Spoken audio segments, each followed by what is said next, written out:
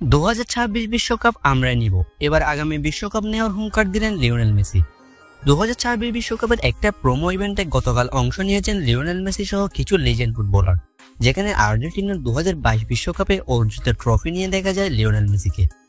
পুরো ক্যারিয়ারে সব ট্রফি জেতা হলেও একটি বিশ্বকাপের আক্ষেপ থেকে গিয়েছিল আর্জেন্টাইন এই মহাতারকার, আর সেই আক্ষেপ মেসি গুছিয়েছেন কাতারের মাটিতে।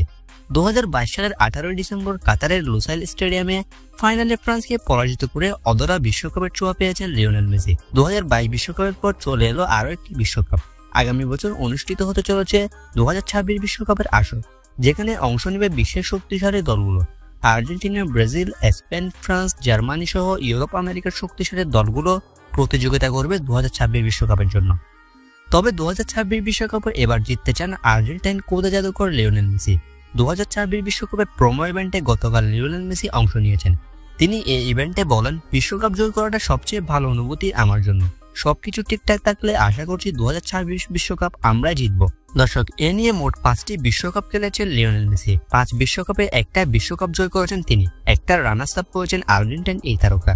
এবার নিজের ষষ্ঠ বিশ্বকাপে অংশ নিতে চলেছেন লিওনেল মেসি। সর্বকালের সেরা এই ফুটবলার 2026 বিশ্বকাপও জিততে চান।